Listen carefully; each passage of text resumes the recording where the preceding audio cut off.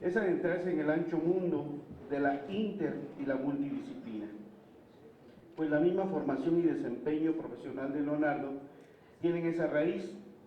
Por ello es un honor también y un desafío atreverse a analizar el pensamiento del sociólogo, del historiador, del comunicador y analista político.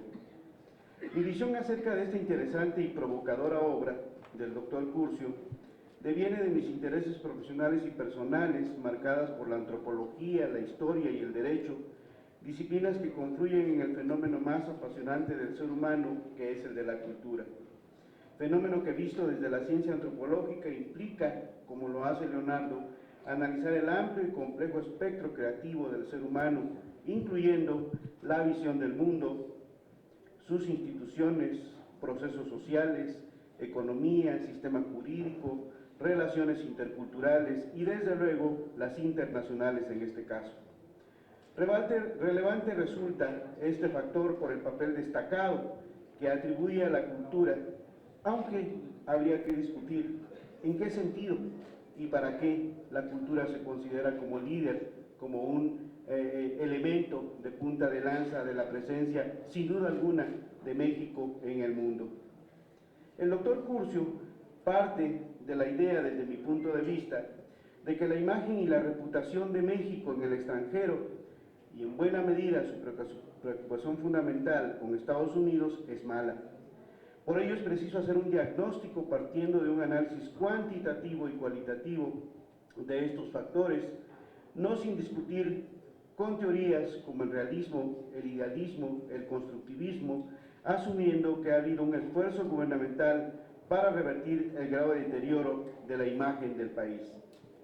Pero en realidad considero que el doctor Curcio, en el fondo, no solo expresa su preocupación por la reputación e imagen de nuestro país, también expresa su preocupación por la realidad misma, siendo esta, como ya señaló la senadora Cuevas, la condición indispensable para la construcción de una reputación e imagen distinta de México, lo cual implica que dicha realidad, dice, tenga que ser sólida y no un espejismo, lo cual no se cambia con una ingeniosa campaña de promoción o una campaña de autocomplacencia comunicativa.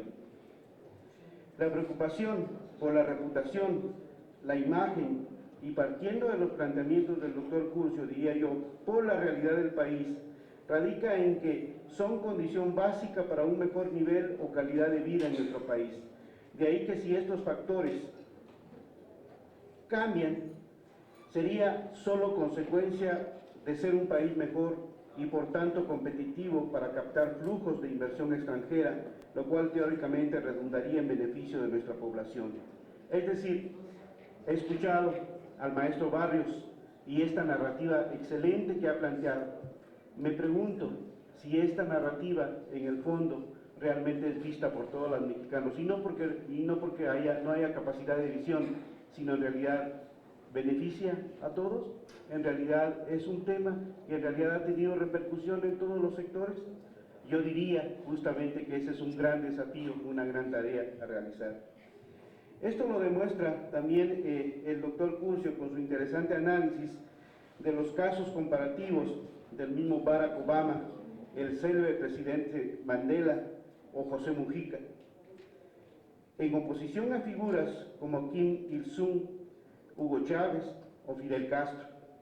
Claro, tal comparación no deja de ser polémica o discutible por las razones o por las pasiones político-ideológicas.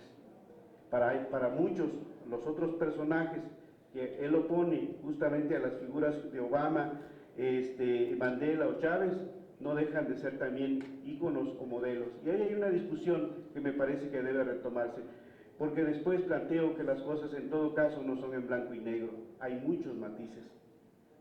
Pero además del diagnóstico que nos ofrece el doctor Curcio, también nos remite a la historia, sobre todo para acercarnos a lo que ha sido la relación con nuestro vecino del norte, dejando una inquietud de mayor profundización, por ejemplo, de lo que ha sido y es aún esa confrontación entre el protestantismo sajón y el catolicismo peninsular. Ideologías que han marcado a nuestros pueblos, que incluso tal relación conflictiva diría yo, no es exclusiva de nuestros pueblos, pues incluso desde el siglo XVI se vivió entre las monarquías europeas.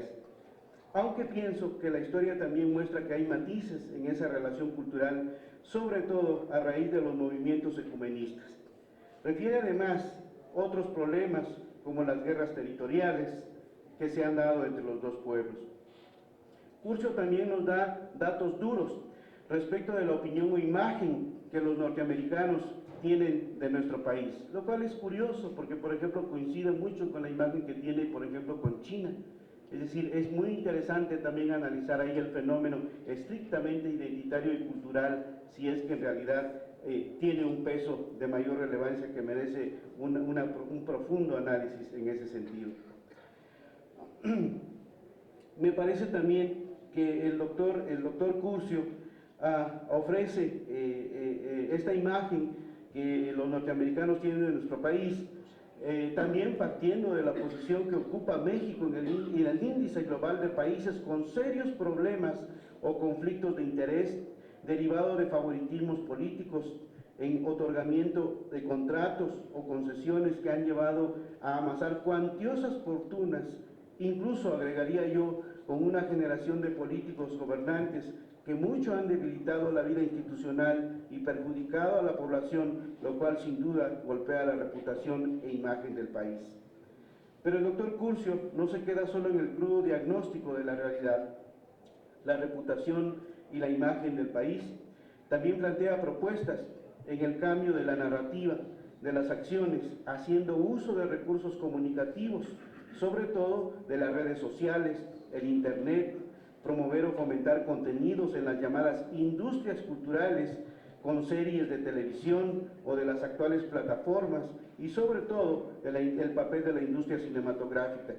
Agregaría yo también que habrá que considerar seriamente a la industria editorial. Plantea el desafío de crear nuevos referentes simbólicos y no solo depender del pasado.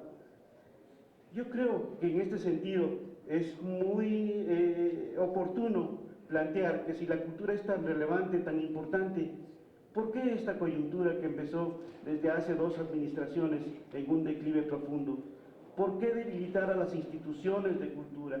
¿Por qué disminuir presupuestariamente este sector tan importante? Pareciera ser contradictorio, porque entonces si somos líderes, yo pregunto, ¿líderes entonces en qué? ¿En el desdén de nuestras instituciones? ¿En el desconocimiento justamente de nuestra diversidad, de nuestra riqueza para convertirla única y exclusivamente en mercancía y abandonar el enorme proyecto justamente que colocó a México en la historia de la convivencia sociocultural de los países? En este sentido me parece que es importante hacer notar que si hay símbolos o signos del pasado es porque siguen siendo útiles, porque siguen siendo fundamentales como referencia, pero estoy también de acuerdo que es un desafío la creación de nuevos signos, nuevos símbolos que nos lleven a posicionar, como lo decía el maestro Barrios, justamente al país, aprovechando justamente esos sectores. Habrá que pensar seriamente la política pública en ese aspecto, que creo yo no lo resuelve ni instancias de la administración pública exclusivamente, ni normas estrictamente jurídicas. Hace falta mucho pensar en la vinculación y en la relación con la sociedad. Muchas cosas más podría comentar sobre esta rica obra llena de datos, análisis y sugerencias, pero el tiempo no es suficiente y en todo caso es solo despertar en el lector su inquietud por leerla, pues vale muchísimo la pena. Señalaría que en el fondo, en la base de la reputación, imagen y de ahí el diseño y ejecución de políticas públicas, en este caso de carácter externo, pero también interno, está la realidad de nuestro país. Cierto es que tampoco ni somos los únicos con esta problemática de imagen y reputación, pues si retomamos los planteamientos de Alain Touraine, Joël Migdal, Sartori, incluso Vargas Llosa y Beatriz Gibó, solo por citar algunos teóricos actuales, la problemática de crisis que vivimos, la cruda realidad de descrédito, es de época, es de una era.